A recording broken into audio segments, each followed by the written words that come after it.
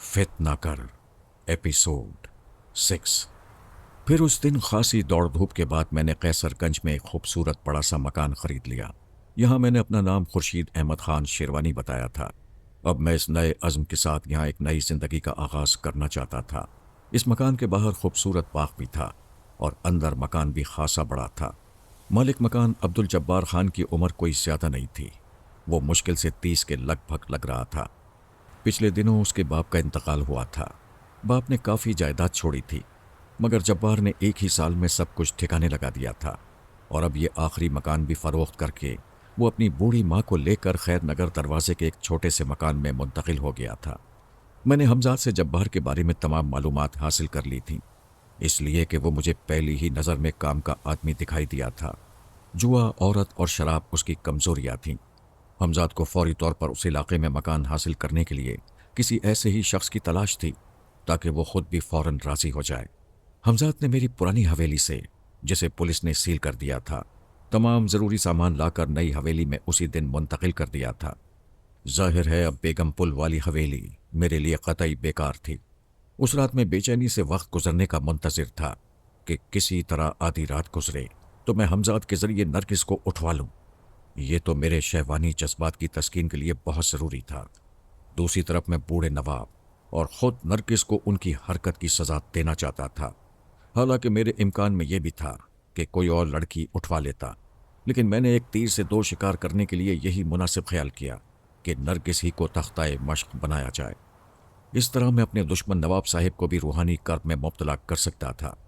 इस मर्तबा भी मेरा फैसला यही था कि नरगिस को वापस न किया जाए। ये सारा वक्त मैंने बड़े इस्तराब और बेकली में गुजारा। खुदा खुदा करके रात जरा ढली तो मैंने हमजाद को तलब करके नरगिस को उठा लाने का हुक्म दिया। चंद ही लम्हों बाद वो मेरी मसहरी पर महव ख्वाब थी। मैं तेजी से उसके करीब पहुंचा और उसे जगा दिया। मेरे चेहरे पर नजर पड़ते ही उसने चीखना चाहा, लेकिन मैंने फौरन उसके मुंह पर हाथ रखकर सख्ती से कहा, अगर तुमने जरा भी चीखने चिल्लाने की कोशिश की तो इस मर्तबा वाकई तुम्हें जिंदा नहीं छोड़ूंगा। मुझे नरगिस की आंखों में आंसू तैरते नजर आए। मैंने उसके मुंह से हाथ हटा लिया। तुमने देखा कि तुम कभी मेरी दस्तरस से बाहर नहीं। तुमने मेरी मोहब्बत से नाजायज फायदा उठाकर मुझे फंसवाने की कोशिश की, लेकिन मुझ पर हाथ डालने के लिए बड़ा दिल गुर्दा चाहिए। मुझे एतराफ़ है कि तुम्हारा अय्याश बाप बड़े असरो रसूख का मालिक है, लेकिन मेरे आगे एक तुम्हारा बाप ही क्या अच्छे अच्छे पानी भरते हैं। अब देखता हूं कि वो तुम्हें किस तरह मेरी आगोश से छीनता है। अगली सुबह कपड़े तब्दील करने के बाद हमजाद को तलब करके नाश्ता वगैरह मंगवाने के लिए सोच रहा था कि मुझे दरवाजे पर दस्तक सुनाई दी। मेरे माथे पर शिकने पड़ गई। कौन हो सकता है? मुझे तो यहां कोई भी नहीं जानता। मैंने कमरे की खिड़की जरा सी खोली और बाहर झांका। वो अब्दुल जब्बार था। अब्दुल जब्बार जिससे मैंने ये मकान हासिल किया था, मगर ये अब क्यों आया है मैं कुछ न समझ सका। मैं कमरा खोलकर बरामदे से गुजरता हुआ बड़े दरवाजे तक पहुंचा और उसे अंदर बुला लिया। मैंने उसे बाहर वाले कमरे में ही बिठाया था। वो हैरत से कमरे की सजावट और कालीनों वगैरह को देख रहा था। एक ही दिन में मकान की शक्ल ही बदल कर रह गई थी। वो गालिबन इस बात पर हैरान था। उसका चेहरा उतरा हुआ था और आंखें सुर्ख थीं, जैसे वो रात भर सो न सका हो। मैंने उसका जायजा लेकर उससे आने का सबब दरियाफ्त किया। वो पहले कुछ झिझका, फिर किसी कदर हकलाते हुए उसने बमुश्किल कहा, मुझे कुछ पैसों की ज़रूरत है। मेरी हिम्मत नहीं पड़ रही थी कि आपके पास आऊं, मगर इसके अलावा और कोई रास्ता नहीं था। मैंने उसकी बात सुनी। मुझे हैरत थी कि उसने कल ही तो ये मकान बेचकर मुझसे एक बड़ी रकम हासिल की थी। वो कहाँ आ गई? मैंने यही सोचकर पूछा। मगर कल तो तुम्हारे पास काफ़ी रकम थी, आखिर उसका क्या हुआ? मेरा सवाल सुनकर वो कुछ मजीद मलूल दिखाई देने लगा। अगर आप मुझसे ये सब ना पूछें तो मैं आपका ममनून होऊंगा। ये सब कुछ बताना मेरे लिए तकलीफ दे है, लेकिन अगर आपने मुझे पैसे ना दिए तो मुझे सर छुपाने के लिए भी कोई जगह नहीं मिलेगी। मगर तुमने तो बताया था कि तुम अपनी वालदा को लेकर खैर नगर दरवाजे में मुंतकिल हो गए हो। क्या वो तुम्हारा अपना मकान नहीं? मैंने फिर सवाल किया। हाँ, कल रात तक था, लेकिन अब नहीं। मैं उस मकान को भी हार चुका हूं। जब्बार की आवाज में बड़ा दुख था। मैंने देखा कि उसकी आंखों में आंसू तैरने लगे हैं। मुझे उस पर रहम आ गया। तुम मर्द होकर हिम्मत हारते हो, कमाल करते हो। बोलो, कितना पैसा चाहिए? میری بات سن کر جیسے اس میں زندگی آ گئی، اس نے آگے بڑھ کر میرے پاؤں پکڑ لیے اور بھررائی ہوئی آواز میں بولا، آپ بہت عظیم ہیں خورشید صاحب۔ میں نے اسے اٹھا کر سینے سے لگایا۔ اب اس کے رخساروں پر آنسو بہ رہے تھے۔ کچھ دیر بعد جب اس کی طبیعت سنبھلی تو میں نے اسے ایک بڑی رقم دی، جسے دیکھ کر وہ حیران رہ گیا۔ مگر مجھے اتنے روپے کی تو ضرورت نہیں تھی، آپ مجھ سے تحریر لے لیں۔ نہیں، اس کی کوئی ضرورت نہیں، لیکن ایک بات یاد رکھنا، تم ان روپوں کو جوئے میں برابر نہیں کرو گے۔ وہ میرا جملہ سن کر اچھل پڑا۔ آپ کو کیسے معلوم ہوا کہ میں جوا کھیلتا ہوں؟ اس چکر میں نہ پڑو کہ مجھے کس طرح معلوم ہوا، لیکن میں جو کچھ کہہ رہا ہوں اس پر عمل کرنے کی کوشش کرنا۔ اب تم جا سکتے ہو اور جب جی چاہے میرے پاس آ سکتے ہو۔ اس گھر کے دروازے تمہارے لیے ہر وقت کھلے ہوئے ہیں۔ جبار کو رخصت کر کے میں ایک مرتبہ پھر نرگس کے کمرے میں آ گیا۔ وہ کمرے میں ابھی تک اسی طرح بیٹھی ہوئی تھی۔ میں نے اس کے قریب جا کر اس کا ہاتھ پکڑا اور بولا، اٹھو، وہ سامنے غسل خانہ ہے، غسل کر لو، میں ناشتہ منگواتا ہوں۔ وہ بمشکل میرے اصرار پر اٹھ کر نہانے گئی۔ وہ نہا کر باہر نکلی تو میں حمزہ سے ناشتہ منگوا چکا تھا۔ وہ خاموش خاموش سر جھکائے بالکل مجرموں کی طرح ناشتہ کرتی رہی۔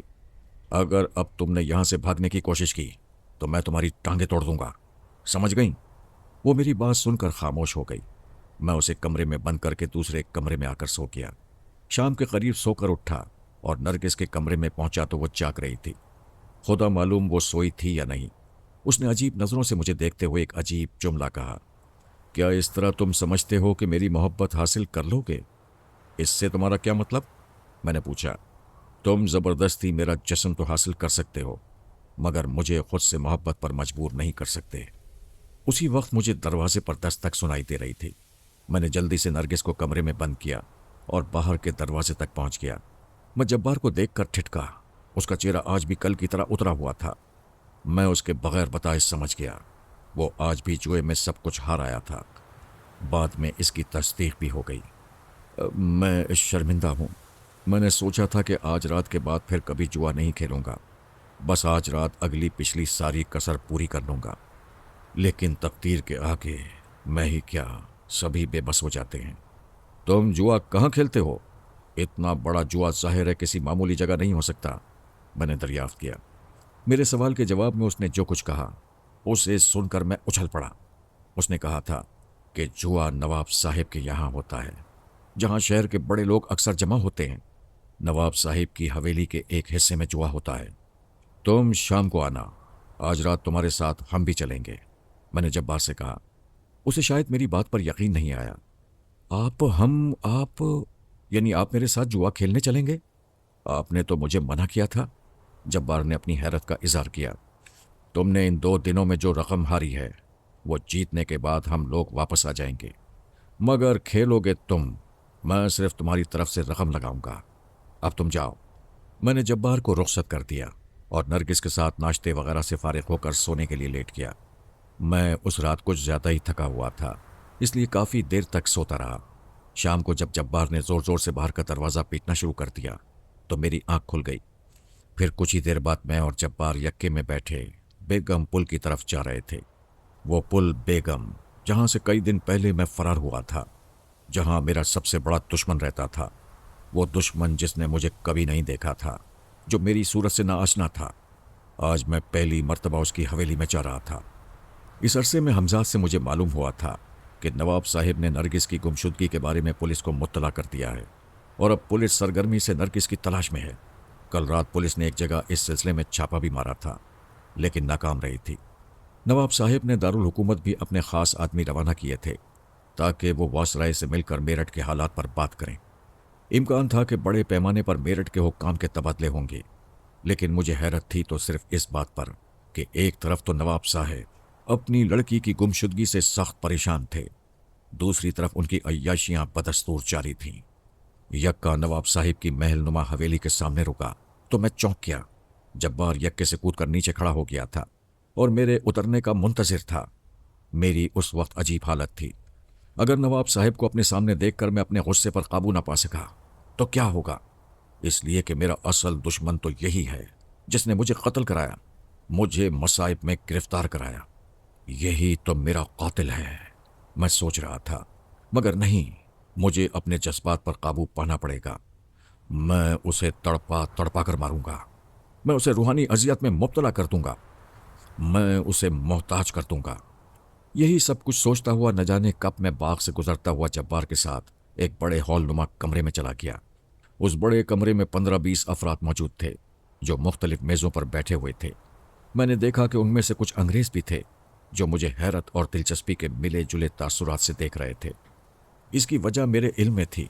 उस जमाने में मूछें मुड़वाने का रिवाज नहीं था, सिवाय अंग्रेज़ों के या उन लोगों के जो अंग्रेज़ों से इंतहाई कुर्बत रखते थे और उनकी तहजीब व माशरत से मुतासिर थे। कोई और हरगिज़ मूछें नहीं मुड़वाता था। हिंदुस्तानी तो बड़ी बड़ी मूछें रखने में फ़ख्र महसूस करते थे। जब्बार मुझे लेकर एक बड़ी मेज़ की तरफ बढ़ा जहां कई कुर्सियां खाली थीं। मेज़ पर मौजूद दूसरे अफराद से उसने मेरा तारुफ खुर्शीद अहमद शेरवानी के नाम से कराया। उसने मुझे अपना अजीज़ दोस्त बताया था। कुछ ही देर बाद वो अंग्रेज़ भी हमारी मेज़ पर आ गए। वो अपने शराब के गिलास भी उठा लाए थे। वो दोनों मुझे ताज्जुब से देख रहे थे। उनमें से एक ने शुस्ता उर्दू में मुखातिब किया तो मैं हैरत ज़दा रह गया। उसने मेरी तरफ हाथ बढ़ाते हुए कहा, मेरा नाम जॉर्ज है, मैं आपके शहर का कलेक्टर हूँ। मैंने उससे गर्मजोशी से मुसाफा करते हुए कहा, मुझे आपसे मिलकर बेइंतहा खुशी हुई है मिस्टर जॉर्ज, खुसूसन इस बात से कि आप नहायत साफ उर्दू बोलते हैं। मुझे खुर्शीद अहमद शेरवानी कहते हैं। जॉर्ज ने एक मुलाजिम को इशारे से बुलाकर कहा, एक गिलास और लाओ। जी नहीं शुक्रिया, मैं शराब नहीं पीता। वो मेरी बात सुनकर बहुत जोर से हंसा। कमाल है, आप गालिबन यहाँ के रईसों में से हैं और शराब नहीं पीते? ये तो बड़ी अजीब बात है, लेकिन शायद मैं आपको क़िबला नवाब साहिब की महफिल ख़ास में पहली मर्तबा देख रहा हूँ। जॉर्ज की बात सुनकर मैंने फ़ौरन संभल कर कहा, जी हाँ, मेरा ताल्लुक़ कानपुर से है। अभी पिछले ही हफ्ते यहाँ आया हूँ और अब मुस्तकिल यहीं रहने का ख्याल है। नवाब साहिब का जिक्र सुनकर मैंने हॉल में चारों तरफ नजरें दौड़ाई, लेकिन वो मुझे कहीं नजर न आए। मुख्तलिफ मेज़ों पर जो लोग जुआ खेलने में मसरूफ़ थे, उनमें से सभी अपने हुलिये और चेहरे मोहरों से बाहैसियत अफराद मालूम होते थे। जब्बार का ताल्लुक़ भी मेरे अंदाजे के मुताबिक तबक़ाए उमराव ही से था। आइए मिस्टर जब्बार, जब तक नवाब साहिब तशरीफ़ लाएं, हमारे साथ एक आध हाथ हो जाए। जॉर्ज ने मेज़ पर रखी हुई ताशों की एक नई गड्डी खोलते हुए कहा, आप तो ज़्यादातर नवाब साहिब से खेलते हैं, इसलिए कि इतने बड़े हाथ खेलने की और किसमें ज़रूरत है। जॉर्ज की बात सुनकर इससे पहले कि जब्बार कोई जवाब देता, मैं बोल पड़ा, आज भी ये लंबे हाथ के इरादे से आए हैं? जॉर्ज ने मेरी बात सुनकर मेरी तरफ देखा। तो फिर ठीक है, इन्हें नवाब साहिब ही भुगत सकते हैं, हम में इतना दम कहाँ। फिर कुछ देर बाद मैंने देखा कि हॉल में मौजूद तमाम ही लोग ताज़ीबन उठकर खड़े हो गए। नवाब साहिब हॉल में दाखिल हुए थे।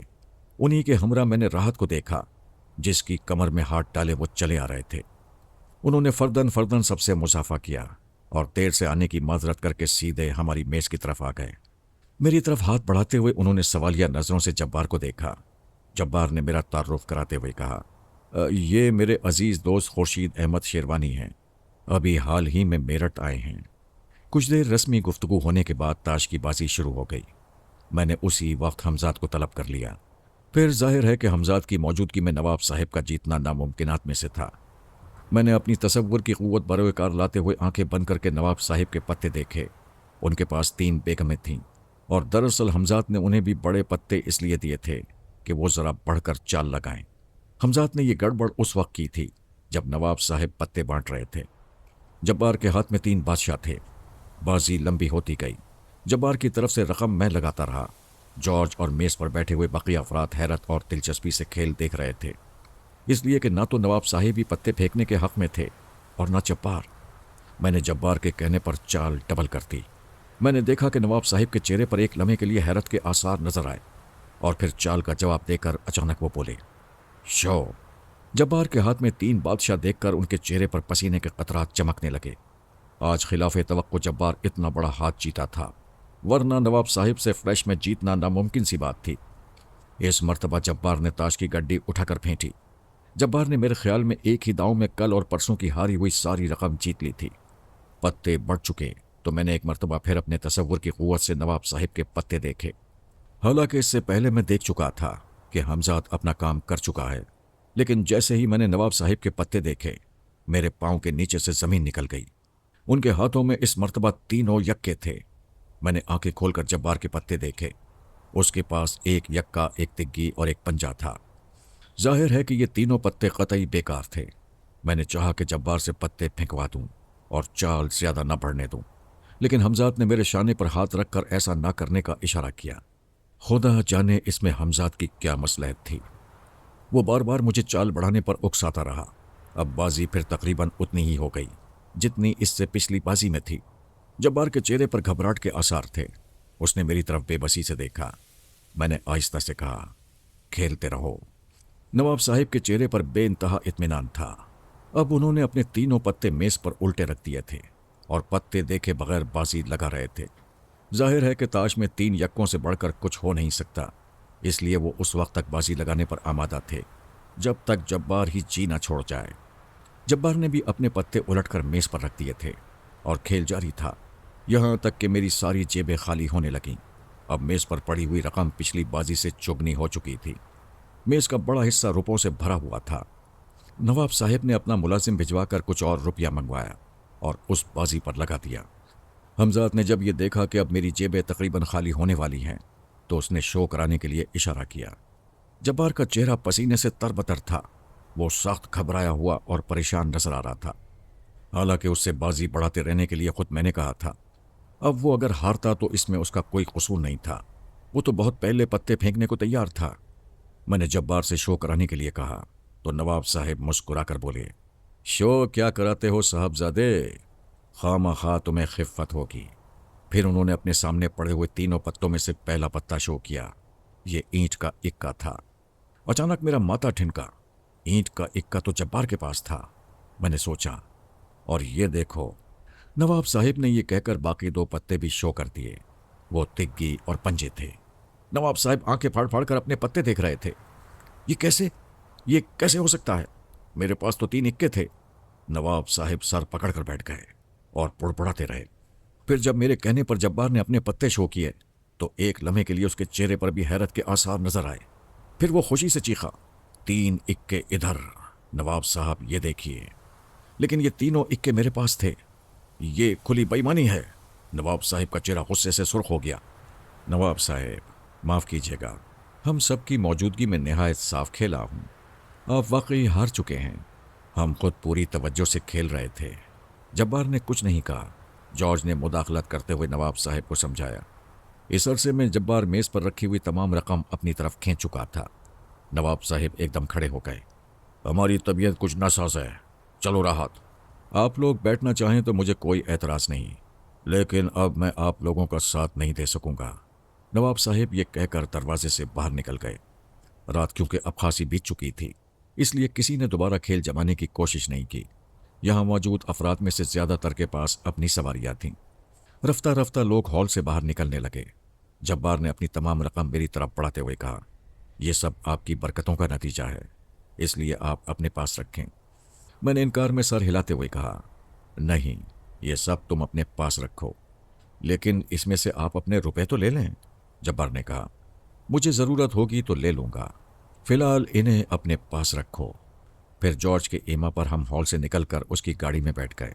وہ جبار کو خیر نگر دروازے چھوڑ کر مجھے چھوڑنے قیصر گنج آیا اور پھر وہاں سے بیگم پل کے لیے روانہ ہو گیا، اس لیے کہ اس کا قیام وہیں تھا۔ اس رات کے بعد اب تقریباً ہر رات میں جبار کے ہمراہ نواب صاحب کی حویلی میں جانے لگا، لیکن اب جبار میری ہدایت پر جوا کھیلنے سے اجتناب کرتا تھا۔ کئی مرتبہ نواب صاحب میرے مشورے پر مختلف لوگوں سے کھیلے اور جیتے۔ لوگوں کو سخت حیرت تھی کہ میں خود تو تاش کو ہاتھ نہیں لگاتا مگر دوسروں کو کھلاتا ہوں۔ اس عرصے میں نواب صاحب کے خاصا قریب ہو گیا تھا۔ ایک مرتبہ انہوں نے مجھ سے اپنی لڑکی نرگس کی گمشدگی کے بارے میں بھی ذکر کیا۔ شہر کا کلیکٹر جارج بھی اب مجھ سے کسی حد تک بے تکلف ہو چکا تھا۔ اسی طرح پورے 7 دن گزر گئے۔ نرگس اب تک میرے پاس تھی، ہر چند کے اب وہ مجھ سے سخت بیزار تھی اور اسے ہر وقت رونے دھونے کے علاوہ اور کوئی کام نہیں تھا۔ اس رات میں سونے کے لیے لیٹا ہی تھا کہ مجھے اپنے بازو میں چبھن محسوس ہوئی، جیسے کسی نے میرے بازو میں سوئی جھونک دی ہو۔ اس کے ساتھ ہی میں پارا کی آواز سنائی دی، شیخ آج آخری دن ہے، آج تمہیں یہ شہر چھوڑ دینا ہے، تم یقیناً اپنا وعدہ بھولے نہ ہوگے۔ مجھے یاد ہے میں پارا، کل تم مجھے یہاں نہیں دیکھو گی۔ میں نے نرمی سے اس کی بات کا جواب دیا۔ اس کے ساتھ ہی مجھے اپنے بازو کی چبھن ایک دم ختم ہوتی ہوئی محسوس ہوئی، جیسے کسی نے میرے بازو سے سوئی کھینچ لی ہو۔ مجھے زندگی بھر تمہارے وصل سے محرومی کا احساس رہے گا، میں نے اس سے مزید یقین دہانی کے لیے کہا، جیسے آج میں واقعی شہر چھوڑ کر جانے والا تھا۔ بھول جاؤ احمقانہ باتوں کو، تم میرے لیے نہیں تھے، نہ میرے لیے تم جیسوں کی کمی ہے۔ مجھے تمہارے دانشمندانہ فیصلے پر خوشی ہوئی ہے کہ تم یہ شہر چھوڑنے پر آمادہ ہو گئے، ورنہ اپنی تباہی کے خود ذمہ دار ہوتے۔ اچھا، الوداع، ہمیشہ کے لیے الوداع۔ میں پارا کی آواز آنا بند ہو گئی۔ سورج طلوع ہوئے ابھی کچھ دیر ہی ہوئی تھی، مجھے ایک دم حمزات کی باتیں یاد آ گئیں۔ یقیناً میں پارا آج رات سے اپنا عمل شروع کرنے والی تھی۔ میں اپنی رنگ رلیوں میں اتنا مست تھا کہ میں نے حمزات سے اس سلسلے میں کوئی گفتگو ہی نہیں کی تھی۔ حمزات کا خیال آتے ہی میں نے اسے فوراً طلب کیا۔ میں اس سے پوچھنا چاہتا تھا کہ اس نے میں پارا کے عمل میں رکاوٹ ڈالنے کے لیے کیا سوچا ہے۔ حمزات کے آتے ہی میں نے اس سے اپنا سوال دہرایا۔ اس نے کہا، میں تو ادھر ہی روانہ ہونے والا تھا، لیکن آپ کے طلب پر یہاں آ گیا۔ کیا مطلب؟ تم ابھی سے وہاں جا کر کیا کرو گے؟ وہ اب تک اپنا عمل شروع کر چکی ہوگی۔ یعنی دن میں؟ یہ تو میں نے سوچا بھی نہیں تھا۔ میں سمجھا شاید وہ رات کے وقت اپنا عمل شروع کرے گی۔ وہ مسلسل 3 دن تک اپنا عمل جاری رکھے گی۔ اس کا عمل سورج طلوع ہونے کے کچھ دیر بعد شروع ہونا تھا۔ اگر آپ اجازت دیں تو میں روانہ ہو جاؤں۔ یقیناً تم وہاں فوراً پہنچو اور کسی طرح اس کے عمل میں رکاوٹ پیدا کر دو، میں نے حمزات سے کہا، اور وہ فوراً غائب ہو گیا۔ اب میں نے اپنی آنکھیں بند کر کے اپنے تصور کی قوت کو آزمایا۔ میں نے پارا کا تصور کیا، دوسرے ہی لمحے وہ میرے سامنے تھی۔ میں اسے دیکھ کر حیران رہ گیا۔ ایک نظر دیکھ کر میں اسے پہچان بھی نہ پایا۔ چہرے پر بھی ایک آدھ جھرری پڑی ہوئی تھی اور سر کے بالوں میں سفید بالوں کی خاصی تعداد بھی نظر آ رہی تھی۔ اس کا خوبصورت اور حسین جسم اس وقت قطعی ڈھیلا ڈھالا اور بے ڈول لگ رہا تھا۔ حالانکہ اب سے پہلے جب بھی میں نے اسے دیکھا تھا تو اس کا جسم خاصا کسا کسا اور جاندار تھا۔ وہ اپنی حویلی کی چھت پر دھوپ میں سورج کے روبرو کھڑی تھی۔ اس کے جسم سے پسینہ بہہ رہا تھا۔ اس کی نظریں سورج کی طرف تھیں اور وہ بغیر پلک جھپکائے سورج کی طرف دیکھ رہی تھی۔ کچھ ہونٹوں ہی ہونٹوں میں بڑبڑا رہی تھی۔ میں نے اندازہ لگایا کہ اس کے جسم کے ڈھلنے میں یقیناً اس بات کا دخل ہے کہ اب اس کی پراسرار قوتیں پورے 1 سال بعد نئی توانائی چاہتی تھیں۔ یقیناً اس کا اصل جسم یہی تھا جو اس وقت مجھے نظر آ رہا تھا، مگر وہ ہر سال اپنی پراسرار قوتوں کو تازہ کرنے کے لیے اپنے جسم کو جوان اور حسین پرکشش بنا لیتی تھی۔ جیسا کہ مجھے حمزات بھی بتا چکا تھا کہ اس کی عمر زیادہ ہے، لیکن لگتی نہیں ہے۔ حویلی کی چھت کی منڈیر خاصی اونچی تھیں، اس لیے میں پارا کو اپنے دیکھے جانے کا خدشہ نہیں تھا۔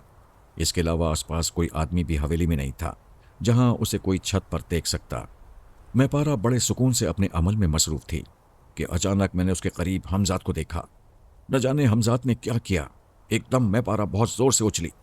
وہ اوندھے منہ گرتے گرتے بچی، مگر میں نے دیکھا کہ اس کی نظریں اس کے باوجود سورج کی طرف سے نہیں ہٹیں۔ پھر دوسرے ہی لمحے مجھے حمزات کی چیخ سنائی دی۔ اسی لمحے میں نے دیکھا کہ میں پارا کے چاروں طرف اچانک دودھیا روشنی کا ایک حصار سا کھنچ گیا تھا، اور اب اس حصار کے اندر حمزات بھی تھا۔ مجھے اس کا وجود چلتا ہوا محسوس ہوا، لیکن میرے دیکھتے ہی دیکھتے حمزات نے اچانک اس حصار سے باہر چھلانگ لگا دی۔ وہ اوندھے منہ چھت پر گرا۔ میں نے دیکھا وہ بمشکل اٹھ سکا۔ اس کے پاؤں بری طرح کانپ رہے تھے۔ اس کا چہرہ جھلسا ہوا تھا۔ میں پارا اپنے عمل میں بدستور مصروف تھی، جیسے کچھ ہوا ہی نہیں۔ پھر میں نے حمزات کے چہرے پر غصے کے آثار دیکھے۔ چند لمحوں بعد ہی میرے سامنے ایک عجیب اور ناقابل یقین منظر تھا۔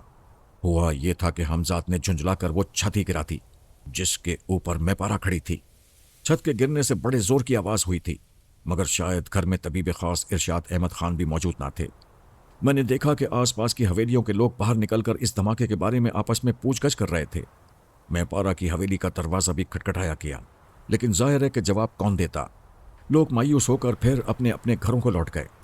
خیر، یہ سب کچھ تو تھا ہی، لیکن سب سے حیرت انگیز بات جو میں نے دیکھی کہ چھت گرنے کے باوجود میں پارا کے عمل میں کوئی فرق نہیں آیا تھا۔ اس کے پاؤں اب فضا میں لٹکے ہوئے تھے اور وہ اسی طرح سیدھی کھڑی سورج کے روبرو اپنا عمل پڑھنے میں مصروف تھی۔ اس کے چاروں طرف دودھیا روشنی کا حصار بدستور قائم تھا۔ میں نے ایک مرتبہ پھر حمزات کو روشنی کے حصار کے پاس دیکھا۔ اس نے اس مرتبہ حصار پر پتھروں کی بارش کر دی، لیکن میں پارا کے استغراق میں کوئی فرق نہیں پڑا اور نہ ہی کوئی پتھر حصار کے اندر داخل ہو سکا۔ حمزات نے اس پر اپنا ہر حربہ استعمال کر دیا، لیکن وہ روشنی کے حصار اس کے لیے مصیبت بنا ہوا تھا۔ दोपहर 12 बजे तक यही खेल जारी रहा। उसके बाद मैंने देखा कि मैपारा ने एकदम आंखें बंद कर लीं और उसका जिस्म आहिस्ता आहिस्ता नीचे उतरने लगा। मैंने देखा कि हमजाद अब वहां से गायब हो गया है। इसके साथ ये अचानक मेरी नज़रों से सारा मंजर गायब हो गया और आंखों के सामने सिर्फ अंधेरा रह गया। मैंने घबरा कर आंखें खोल लीं और फौरन हमजाद को तलब किया। ये क्या हुआ?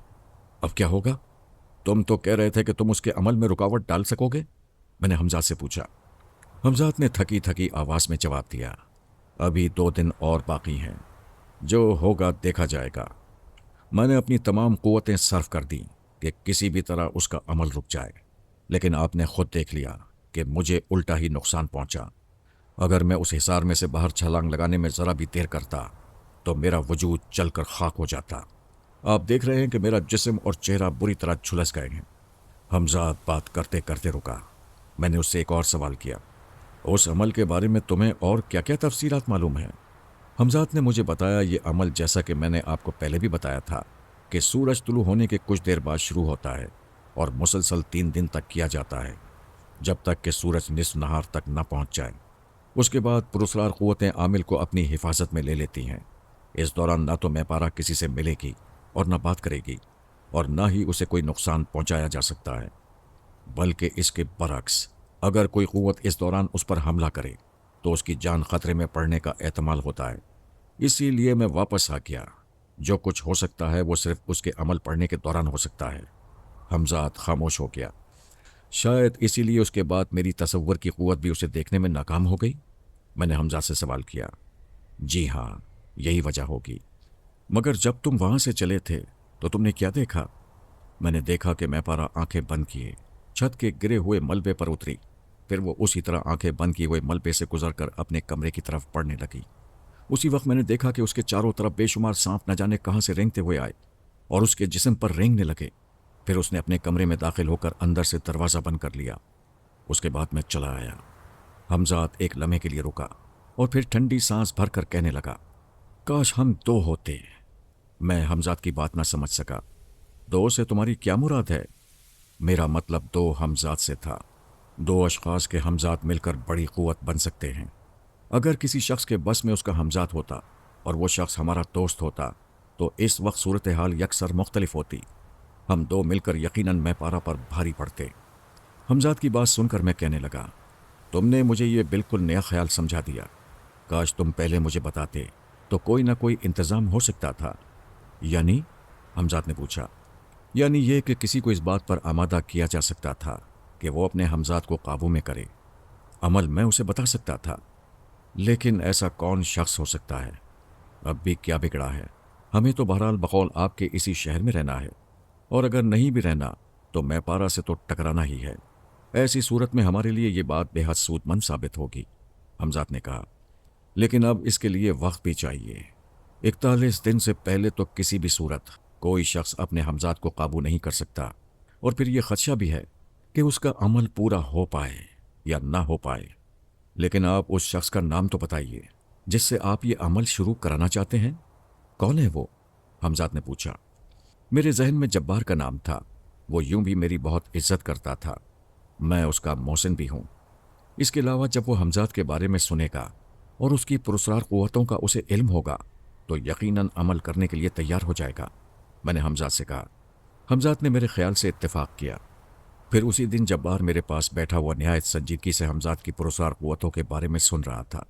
मैंने उसके सामने चंद अमली मुजाहरे भी किए। वो बेइंतहा मुतासिर हुआ और हमजाद का अमल करने पर राज़ी हो गया। मैं उसे अमल के बारे में ज़रूरी हिदायत देने लगा। सुनो, तुम्हें अमल के बारे में किसी को कुछ नहीं बताना है कि तुम हमजाद को काबू करने के लिए अमल कर रहे हो। इसके अलावा तुम्हें अमल के दौरान जो वाक़यात दरपेश हों उनका जिक्र भी किसी से नहीं करना। अलबत्ता मुझे ज़रूर बता सकते हो।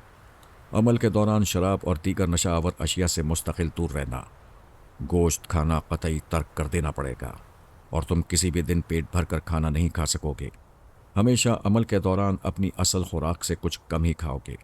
इसके अलावा इस दौरान तुम औरत से कतई दूर रहोगे। बेहतर यह है कि तुम इन दिनों में किसी से मिलो ही नहीं। तुम्हें अपने मकान में एक अलग कमरा अमल करने के लिए मुंतखब करना पड़ेगा। उस कमरे को पहले साफ सुथरा करना, और अगर हो सके तो बेहतर यह है कि उस कमरे की दीवारों पर कलई करा लो। जब इससे फारिग हो जाओ तो अमल से पेशतर कमरे को अच्छी तरह धूप वगैरह दे लेना।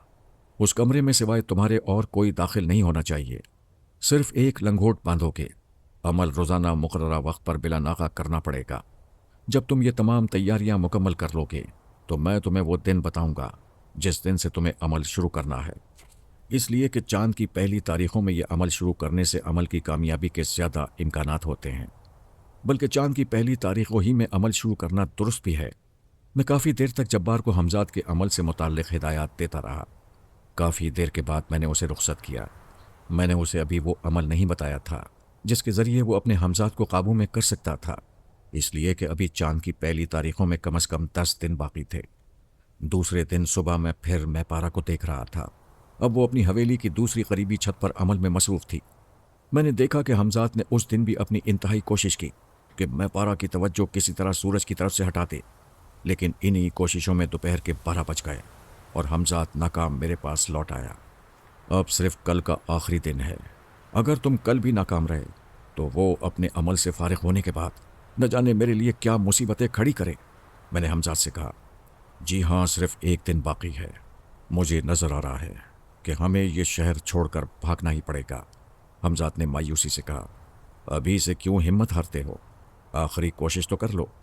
फिर तीसरी सुबह बहुत क़यामत खेज थी। जब हमजाद रवाना हुआ तो मैंने उससे कहा, अगर तुम उसका कुछ बिगाड़ नहीं सकते तो कम से कम उसे रुस्वा तो कर ही सकते हो। मेरी बात सुनकर हमजाद चौंका। मैं आपका मतलब नहीं समझा। मेरे कहने का मतलब यह है कि आज भी खुदा न खास्ता तुम नाकाम होने लगो तो तबीब खास की पूरी हवेली को खंडर में तब्दील कर दो। जाहिर है कि इस तरह मैपारा फ़ज़ा में मौल्लक़ रह जाएगी और फिर सारा मेरठ नज़ारा देखेगा। फिर वाकई ऐसा हुआ। जब 12 बजने में कोई आध घंटा बाकी रह गया और हमजाद को पूरा यकीन हो गया कि वो मैपारा का कुछ बिगाड़ ना पाएगा, तो उसने पहले वो छत गिरा दी जिस पर मैपारा खड़ी थी। फिर सारी हवेली देखते ही देखते खंडर बन गई। सारा मेरठ ही ये अजीब व गरीब मंजर देखने उमड़ पड़ा था। खुशकिस्मती से उस दिन भी तबीब खास इरशाद अहमद खान हवेली में नहीं थे, वरना मलबे में दब जाते। मैपारा अपनी हवेली के मलबे के ऊपर फ़ज़ा में मौल्लक़ थी और उसके चारों तरफ दूधिया रोशनी का हिसार कायम था। शायद तबीब खास को भी किसी ने इस हादसे से मुत्तला कर दिया था। वो भी नीचे सड़क पर मजमे के साथ सहमे हुए शर्मिंदा से खड़े थे। लोगों की समझ में नहीं आ रहा था कि यह सब क्या हो रहा है। एक अजीब व गरीब और नाकाबिल यकीन मंजर उनके सामने था। वो सब मबहूस से बने मैपारा की तरफ देख रहे थे। ये खबर शायद आग की तरफ पूरे मेरठ में फैल चुकी थी। बेगम पुल में हुजूम बढ़ता जा रहा था। कुछ देर में ही वहाँ मुझे कलेक्टर जॉर्ज नवाब साहब और दीगर मौसिज़ीन शहर भी नजर आ गए। सभी हैरतज़दा और दम बखुद थे। आधे घंटे में अच्छा खासा हंगामा गर्म हो गया और मेरे जज्बा इंतकाम को मैपारा की रुसवाई से काफ़ी सुकून मिल रहा था। लेकिन ये आधा घंटा हवा की तरह गुजर गया। इसी के साथ मुझे अपने तसव्वुर की क़ुव्वत ख़त्म होती हुई महसूस हुई। मैंने देखा कि मैपारा का जिस्म आहिस्ता आहिस्ता नीचे उतर रहा था। फिर वो मलबे पर उतर कर सीधी खड़ी हो गई थी। अब उसका जिस्म पहले ही की तरह हसीन, पुरकशिश और जवान दिखाई देने लगा था। मैंने देखा कि मजमे से कई नौजवान बेखुद से होकर उसकी तरफ बढ़े, जिन्हें मौके पर मौजूद पुलिस की भारी नफरी ने रोक दिया। मैपारा ने मजमे की तरफ हाथ उठाकर किसी से कोई चादर मांगी। उस वक्त फौरन एक चादर उसे मुहैया कर दी गई, जिससे उसने अपने जिस्म को ढांप लिया। अब वो कलेक्टर जॉर्ज और नवाब साहिब के दरमियान खड़ी थी। इसके बाद अचानक मेरे तसव्वुर का सिलसिला मुनक़ता हो गया। उसी लम्हे हमजाद अपने करीब नजर आया। मैंने देखा कि वो कुछ घबराया हुआ है। मेरे कहने से पहले उसने जल्दी से कहा, पुलिस की एक भारी नफरी इस तरफ आने वाली है। मैपारा ने इस सारे हंगामे की जिम्मेदारी आप पर डाल दी है। उसने नवाब साहब, कलेक्टर जॉर्ज और दूसरे आला हुक्काम से आपके बारे में कहा है कि आप चंद पुरस्कार क़ुव्वतों के मालिक हैं, जिनके ज़रिए आपने उसे इस हाल पहुँचाया और ये सारा हंगामा हुआ। उसने पुलिस को बयान दिया कि वो अपने कमरे में अच्छी भली लेटी हुई थी कि उसे एकदम हवेली गिरती हुई महसूस हुई। वो अपने कमरे से बाहर निकली और फिर अचानक उस पर बेहोशी तारी हो गई। उसे कुछ नहीं मालूम कि उसे किसने बेहोश किया, लेकिन बेहोश होने से पहले उसने हवेली में आपको दाखिल होते हुए देखा था। फिर क्या और कैसे हुआ उसे कुछ मालूम नहीं। मैपारा ने पुलिस को यह भी बताया कि आप बहुत दिन से उसके पीछे पड़े हुए हैं और कई मर्तबा उसे ज़बरदस्ती अपनी हवेली भी ले गए हैं, जहां उसने नरगिस को भी देखा है। उसने पुलिस को हवेली का पता भी बता दिया है। हमजाद की बात सुनकर मैं भी खड़ा हो गया। अब क्या हो सकता है, मैंने हमजाद से पूछा।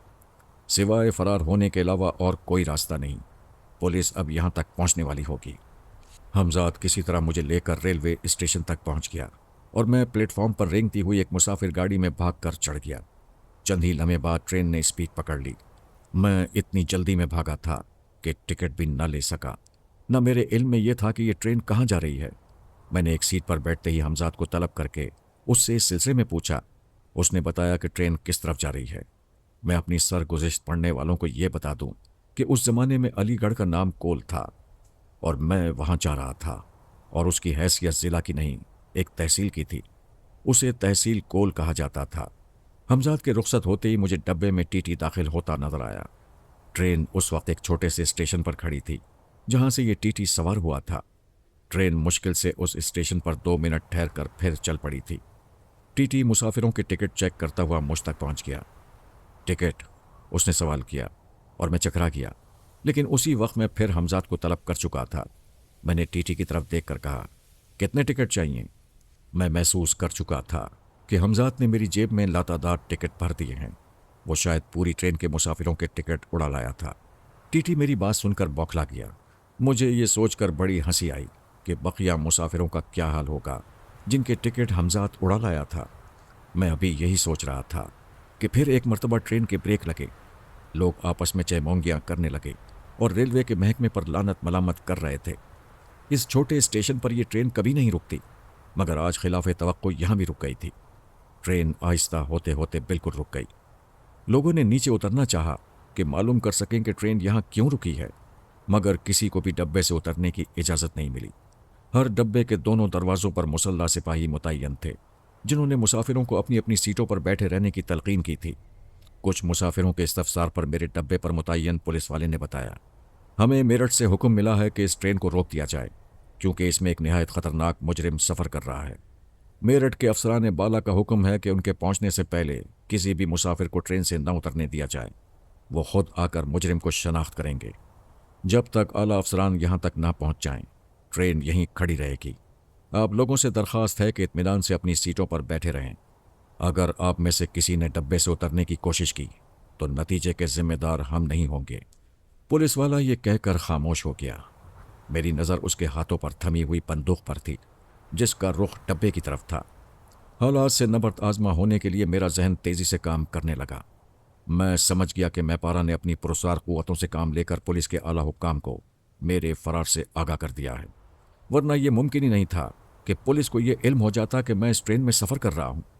ये सोचकर मुझे मैपारा पर शदीद गुस्सा आया और अपने बचने की फ़िक्र भी लाहक हुई। मैंने बग़ैर वक्त ज़ाया किए हमजाद को तलब किया। जाहिर है कि मुझे इस संगीन सूरत हाल से सिर्फ वही बचा सकता था। फिर चंद ही लम्हों बाद मेरी आंखों ने वो अजीब मार्का देखा जिसे मैं आज तक फरामोश नहीं कर सका, और शायद वो लोग भी एक तवील अरसे तक इस वाक़े को न भूल सके हों जो उस ट्रेन में सफ़र कर रहे थे। वाक़या अपनी नौयत के एतबार से इतना अजीब था कि किसी की समझ में न आया कि अचानक ये सब क्या हो गया। देखने वालों ने तो सिर्फ इतना देखा कि अचानक पुलिस के सिपाहियों ने एक दूसरे पर गोलियां चलाना शुरू कर दी। उनमें से कई मौके पर ही दम तोड़ गए।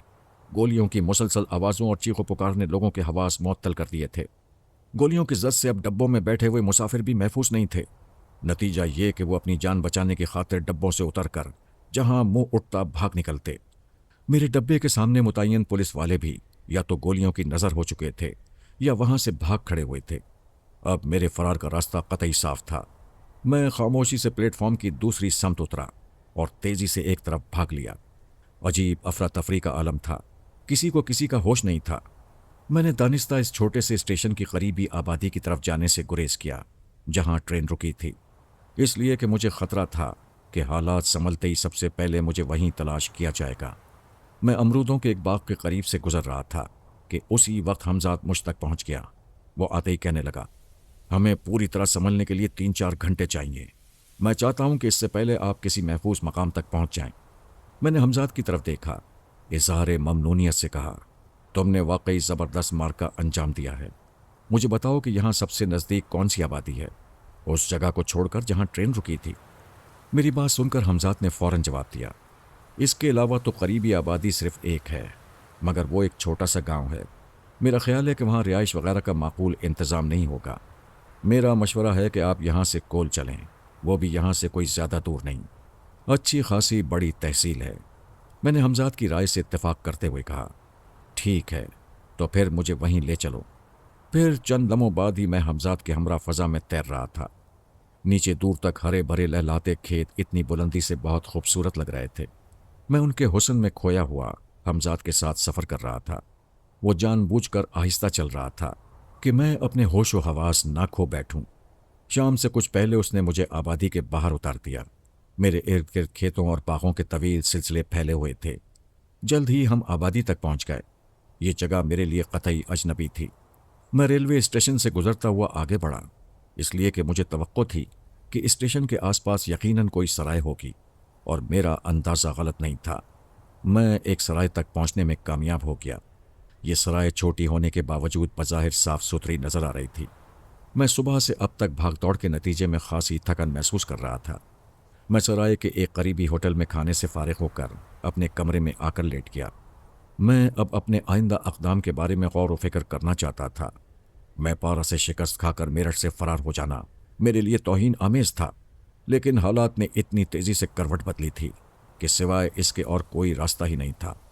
جب انسان کا ذہن سوچتے سوچتے تھک جاتا ہے اور وہ کوئی نتیجہ اخذ نہیں کر پاتا تو فرار کے راستے ڈھونڈنے لگتا ہے۔ میرے اوپر بھی کچھ ایسی ہی کیفیت ہوئی تھی۔ میں رات ڈھلنے کا انتظار کرنے لگا۔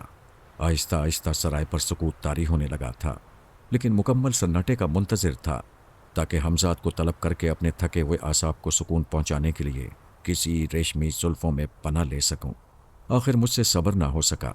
میں نے حمزات کو بلا کر اپنی خواہش کا اظہار کر ہی دیا۔ میری بات سن کر وہ کہنے لگا، غالباً آپ ابھی میرٹھ کی سرائے والا واقعہ نہ بھولے ہوں گے، ابھی کچھ لوگ جاگ رہے ہیں۔ میری تو یہ رائے ہے کہ آج رات آپ اور صبر سے کام لیں۔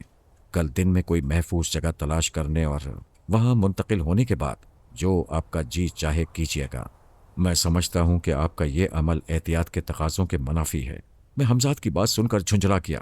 میں نے تم سے اس بارے میں کوئی رائے طلب نہیں کی۔ میں تم سے جو کہہ رہا ہوں اس پر عمل کرو۔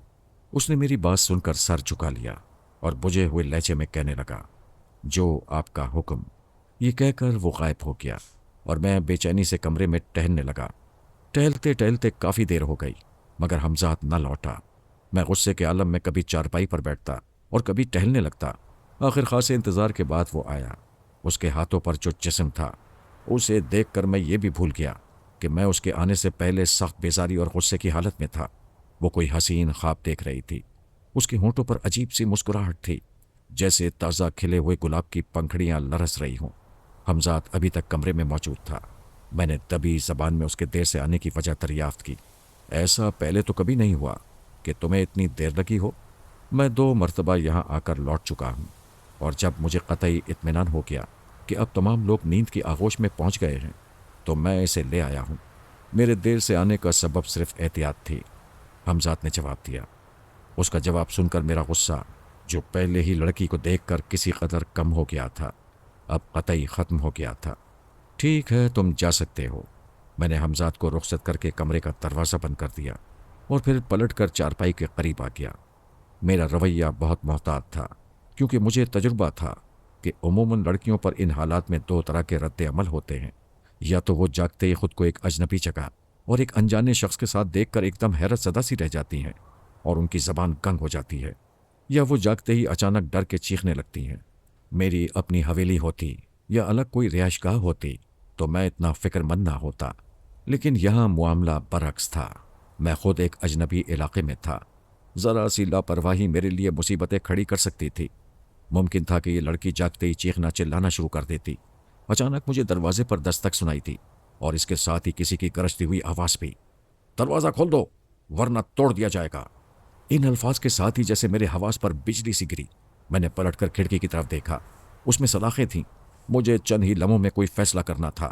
میں نے گھبرا کر کمرے میں چاروں طرف نظر دوڑائی۔ ممکن ہے کوئی گھڑا یا بالٹی موجود ہو جس میں مجھے پانی مل جائے، لیکن کمرے میں کوئی گھڑا یا بالٹی نہیں تھی۔ لڑکی اس عرصے میں اپنے بے ترتیب لباس کو درست کر کے اٹھ بیٹھی تھی۔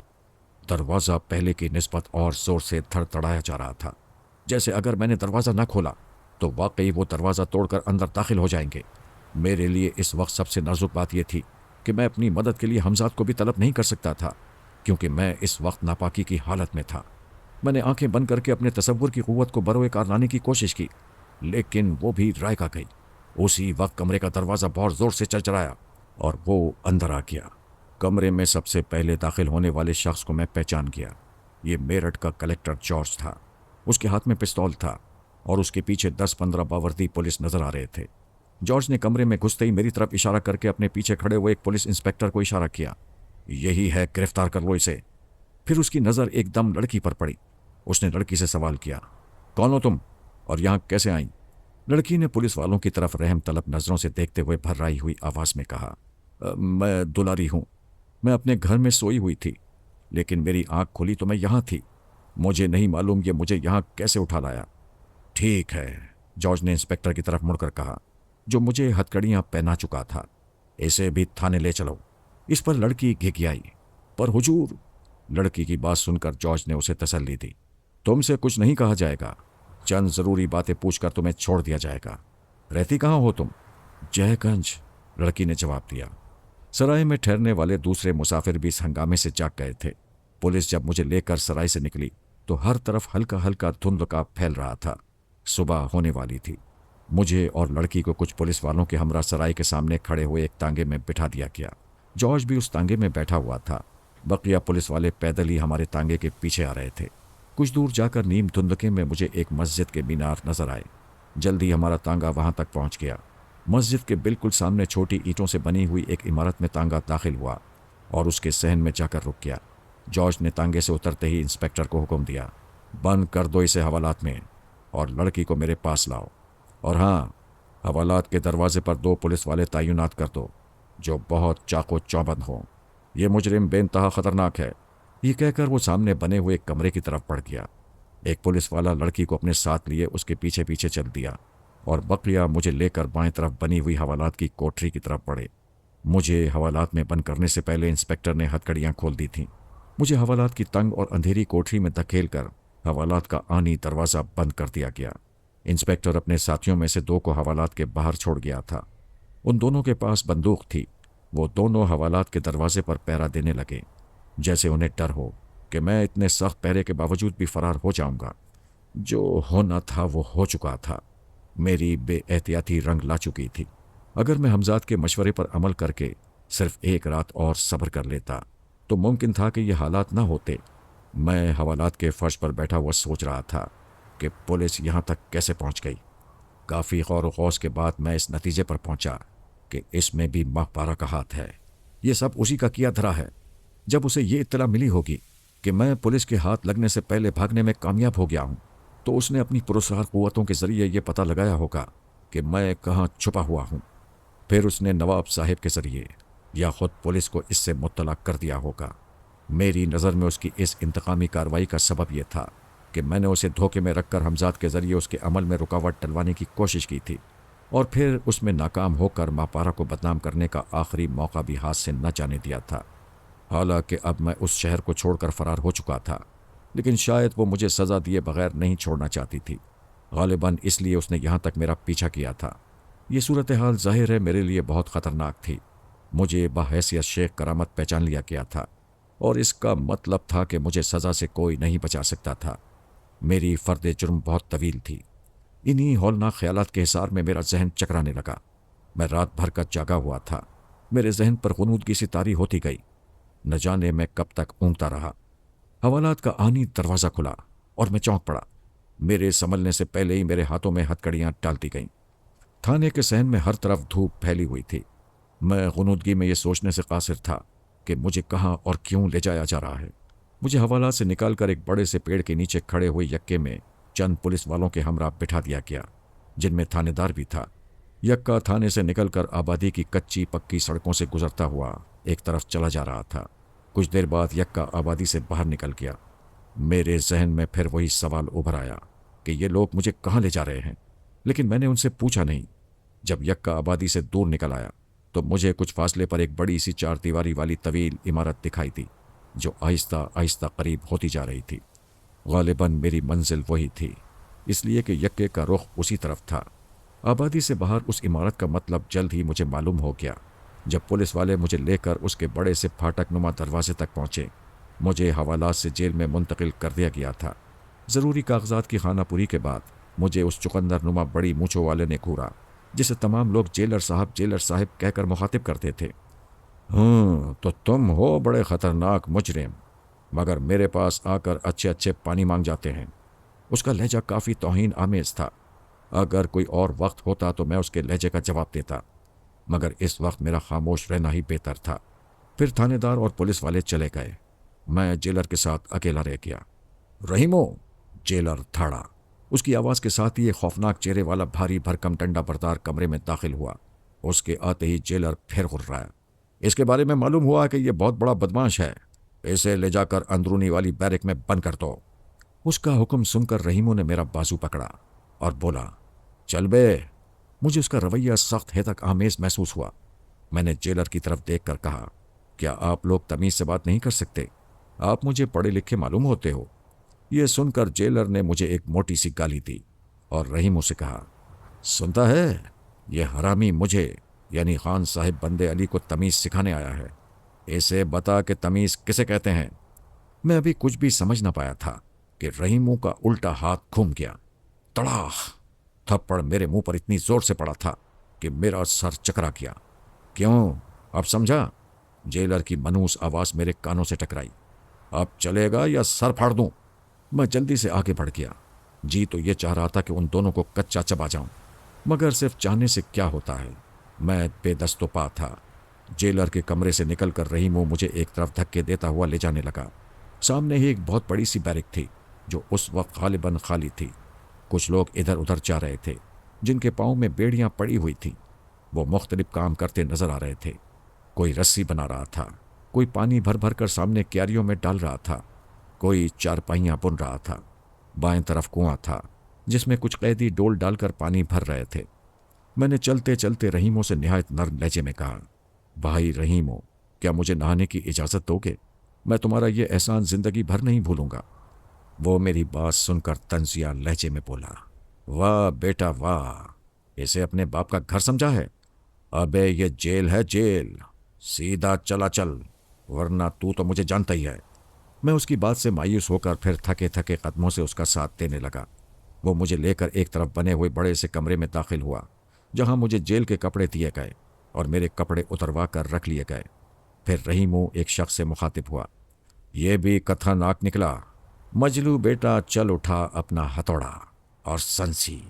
इस जुमले के मायने मुझ पर उस वक्त खुले जब मेरे पाँव में भारी बेड़ियां डाल दी गईं। इसके बाद रहीमो मुझे उस कमरे से लेकर फिर बाहर निकला। मेरे लिए बेड़ियां पहनकर तेज चलना दोबार हो रहा था। उस कम वक्त की रफ्तार तेज थी। मुझे आहिस्ता चलता देखकर वो कहने लगा, लगाऊं लात कमर पर? नखरा तो ऐसे कर रहा है जैसे पहली मर्तबा जेवर पहना हो। मैं कहरन जबरन बमुश्किल उसके साथ चलता रहा। चार दीवारी के करीब बड़ी बड़ी बैरिकों से काफ़ी फासले पर ज़रा ज़रा फासले से 4-5 निहायत तंग कोठरियाँ बनी हुई थीं, जिनमें से एक भरी हुई थी, जिसमें मुझे एक नीम वहशी सा शख्स नजर आया, जिसकी आंखों में बला की बेबसी थी। मैं उसे देखकर कांप गया। उसके सर और दाढ़ी के बाल बेतहाशा बढ़े हुए थे। यहीं एक खाली कोठरी के सामने स्टूल पर एक पुलिस वाला बैठा था, जो हमें करीब आता देखकर उठ खड़ा हुआ और रहीमो से कहने लगा, ये तो मुझे बिल्कुल नया लगे है, पर इसे सीधा इधर ही क्यों ले आए? ये कहकर उसने अपनी बुझती हुई बीड़ी का कश लगाया और रहीमो की तरफ सवालिया नजरों से देखने लगा। बहुत खतरनाक है, जरा इसकी खतरनाकी दूर हो जावे तो इधर जनरल में आवे। अच्छा ज्यास्ती बात न कर, खोल अपना तड़बा। रहीमो की बात सुनकर पुलिस वाले ने अपने हाथ में थामा हुआ गुच्छा घुमाया और एक करीबी कोठरी खोल दी, और जैसे ही मैंने अंदर कदम रखा, उसने मुझे अंदर धक्का देकर एकदम सलाखोदार दरवाज़ा बाहर से बंद कर दिया और मैं उस तंग कोठरी में खड़ा रह गया, इसलिए कि उसमें इतनी भी गुंजाइश मुझे नज़र नहीं आ रही थी कि बैठ सकूं। फिर इसके साथ ही मुझे बदबू का एहसास हुआ। कोठरी के अंदर मच्छरों का एक जम गफीर छुपा हुआ था, जो मेरे अंदर दाखिल होते ही भिनभिनाने लगे थे, जैसे उन्हें मेरी आमद गरां गुजरी हो। मैंने सलाखों से बाहर देखा तो रहीमो दूर जाता हुआ नजर आया, और जिस पुलिस वाले ने मुझे अंदर धकेला था वो भी दिखाई ना दिया। शायद वो अपना स्टूल दूर खिसका कर ले गया था, जहां मेरी नज़र उस पर ना पड़ सके। कैद तन्हाई, मेरे जहन ने सोचा, ये तो बहुत बुरा हुआ। इन जालिमों ने मुझे मौका भी नहीं दिया कि मैं गुस्ल कर सकूं। मुझे जेल में दाखिल होते हुए ये उम्मीद बंधी थी कि मैं यहाँ गुस्ल तो कम से कम कर ही सकूंगा, لیکن تھانے دار کمبخت نے اس خبیث جیلر کے کان میں نہ جانے کیا پھونکا تھا کہ اس نے مجھے چھوٹتے ہی قید تنہائی میں ڈلوا دیا تھا۔ جسمانی اور روحانی اذیت سے میرا برا حال تھا، ذہن بوجھل، جسم نڈھال، اس پر یہ قید اور صحبتیں۔ کیا میں یہیں اس حال میں سسک سسک کر مر جاؤں گا؟ یقیناً یہ ایک ہولناک موت ہوتی۔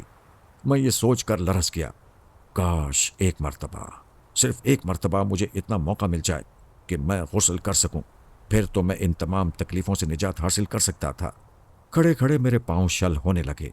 میں نہیں بتا سکتا کہ پاؤں کی بیڑیوں کے باوجود میں کس طرح اس تنگ کوٹری میں دونوں پاؤں آگے پھیلا کر بیٹھنے میں کامیاب ہوا۔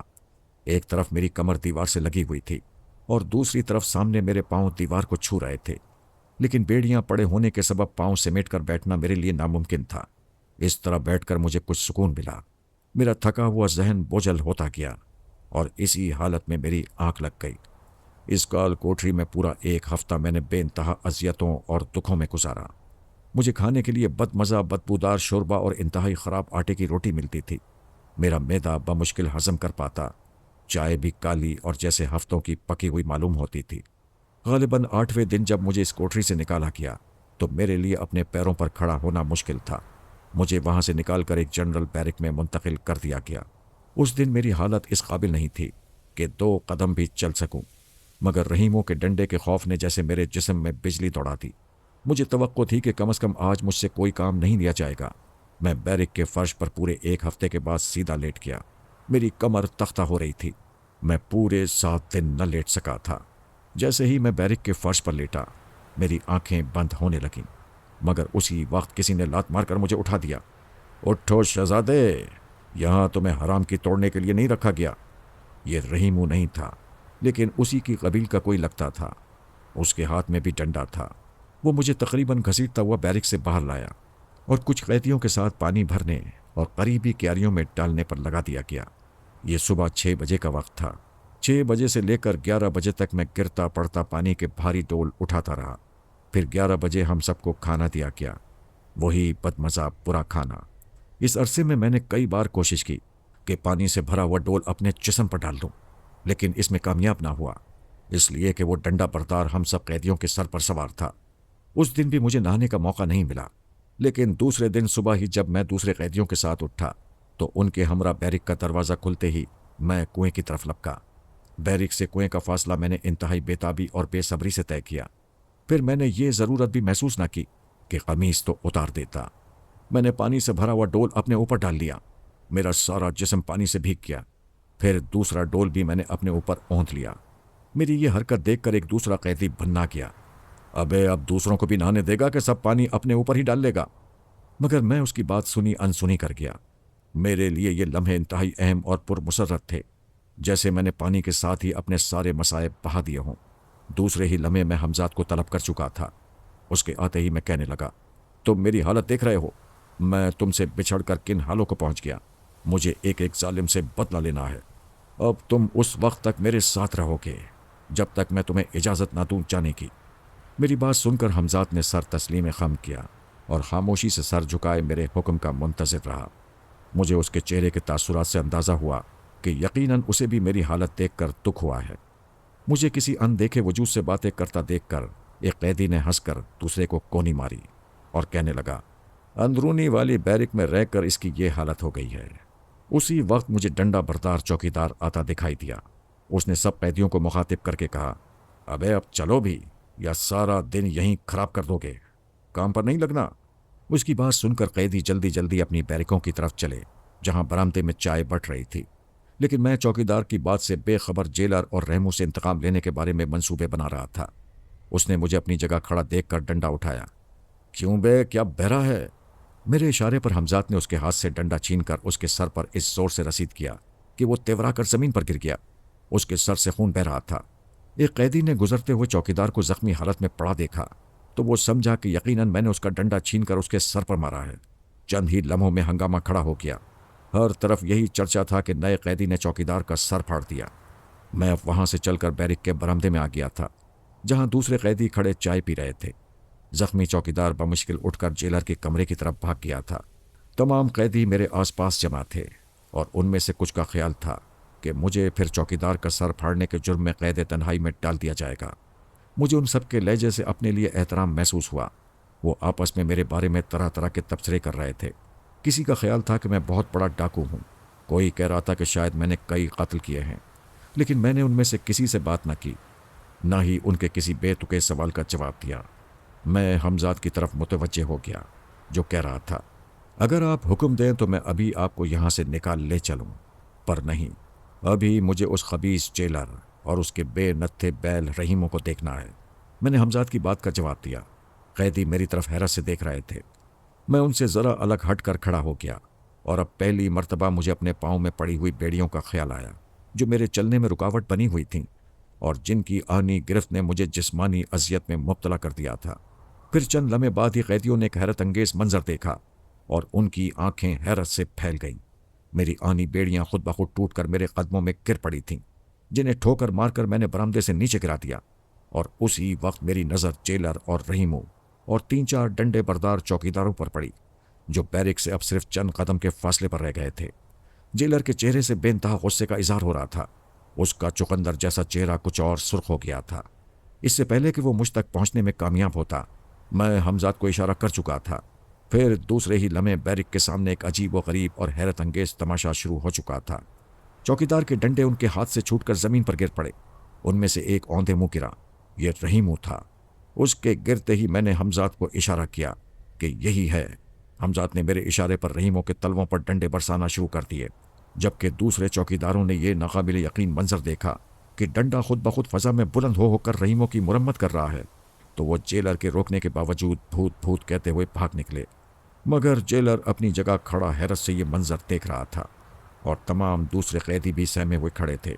اچانک نہ جانے جیلر کو کیا سوجھی کہ وہ تیزی سے اپنا رول لہراتا ہوا میری طرف بڑھا، لیکن مجھ تک پہنچنے سے پہلے حمزاد اس کے ہاتھ سے رول چھین چکا تھا، اور خود جیلر کے رول نے اس کی پٹائی شروع کر دی۔ جیلر بار بار رول پکڑنے کی کوشش کرتا، لیکن رول اس کے ہاتھ نہ آتا۔ کئی بار اس کی پیٹھ پر برسا، اور وہ تڑپ اٹھا۔ وہ بری طرح گالیاں بک رہا تھا۔ موقع سے فائدہ اٹھا کر اس عرصے میں رحیموں بھی کھسک گیا تھا۔ اب حمزاد کے لیے صرف جیلر بچا تھا، جس کو پیٹتے پیٹتے برا حال ہو گیا تھا۔ اچانک اس کے حواس بھی جواب دے گئے۔ وہ کھڑا ہوا، لیکن کچھ دور چل کر ہی اوندھے منہ گرا۔ گرنے سے اس کا نچلا ہونٹ پھٹ گیا تھا، جس سے اب خون بہ رہا تھا۔ اس کے گرتے ہی حمزاد نے میرے حکم پر اس کے تلووں کا نشانہ بنایا۔ وہ تڑپتا رہا اور پٹتا رہا۔ آخر وہ بری طرح چیخنے لگا، بچاؤ بچاؤ!